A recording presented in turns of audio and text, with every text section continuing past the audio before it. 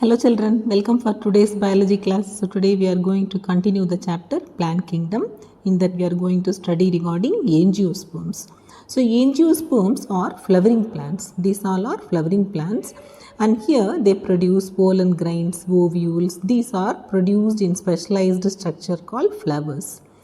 And here seeds are there. Seeds are enclosed by fruits and it consists of large group of plants. When you observe our planet Earth, it consists large amount of angiosperms, and the size of angiosperms it ranges from tiny from that and very tall tree. For tiny example you can give us Wolffia, and for tall tree eucalyptus, it is about 100 meters tall. So angiosperms, it provides us food, fodder, fuel, medicines, all they have. And the male sex organ of the flower, it is the stamen, and it consists of slender filament. On that anther is present at the tip. So anther forms pollen grains. And female sex organs in the flower, you call that as carpel. You call that as carpel or pistil. And it consists of ovary with many ovules, maybe one or more than that. Okay, and the female gametophyte, that is embryo sac, it is present here, and the embryo sac mainly absorb each cell inside the embryo sac. It is of haploid and it has a three-celled structure also, three-celled egg apparatus, and one cell is egg cell is in the center and two synergids. Center is egg cell and the two cells surrounding you call that as synergids. Together you call that as egg apparatus. Egg plus synergids, you call that as egg apparatus.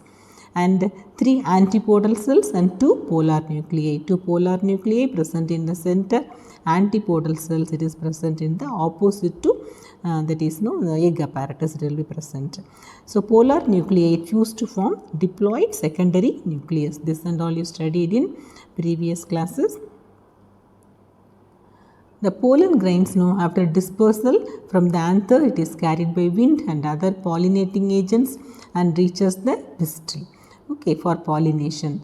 And the pollen grains they germinate and through the stigma it enters, and from stigma and then style, and the pollen tube grows and it reaches the embryo sac.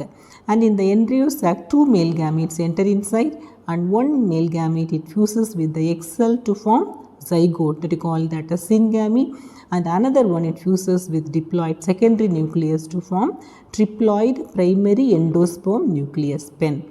Okay, endosperm nucleus is formed. So this type of fertilization you call that as double fertilization. So among the two male gametes, so one fuses with the egg cell to form zygote, that is syngamy, and another fuses with polar nuclei in the center.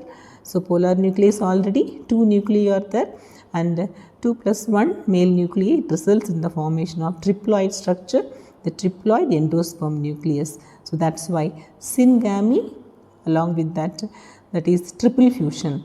You call that as double fertilization in these plants and all. The zygote develops into embryo and the primary endosperm nucleus pen it develops into endosperm. So endosperm it provides nourishment for the developing embryo. The synergids and antipodal cells what we studied, slowly they will degenerate after fertilization. After fertilization, ovules develop into seeds and the ovaries develops into fruit. Ovules into seeds and ovaries into fruit. See here it is a dicot plant. This is the flower, reproductive part of the plant. It is monocot plant. This is the reproductive part, monocot plant. So monocot plant they have this type of root system, and here when you observe in the case of dicot plant they show taproot system. Okay, so here both are comparative study, it has been shown here. So here it shows fibrous root system and that one taproot system in the case of dicot. Monocot shows fibrous root system.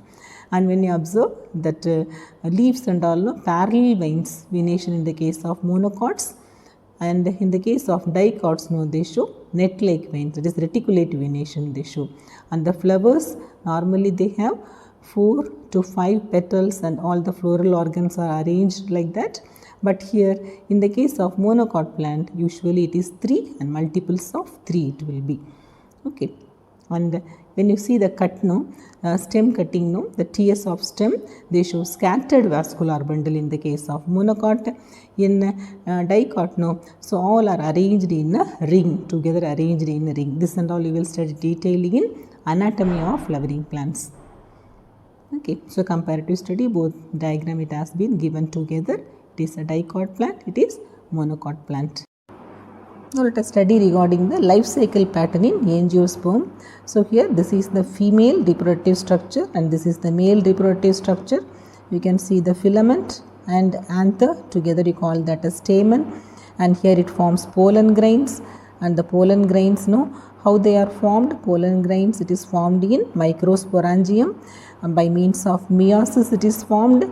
It is the developed pollen grain. Okay, and here the pollen grain, then later when it reaches the stigma, it forms pollen tube and it reaches the embryo sac. So let us study regarding the female structure, megasporangium, and the megaspores are formed by meiosis. And can you see what we studied regarding, these three are antipodal cells, this is polar nuclei, this is egg apparatus, C2 synergids and the center egg. Okay, it is seen inside the embryo sac.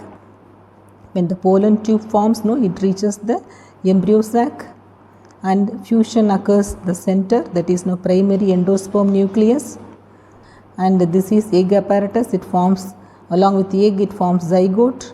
This is triple fusion, this is syngamy, together you call that as double fertilization, and it develops into later embryo. Okay, so ovule develops into seed, and the ovary it forms fruit, and when the seed grows it is converted into young sporophyte condition, that is diploid. Okay, this is the life cycle what you can see in an angiosperm. Okay children, hope you must have understood. So today we are concluding up to this. We will meet in the next class. Thank you.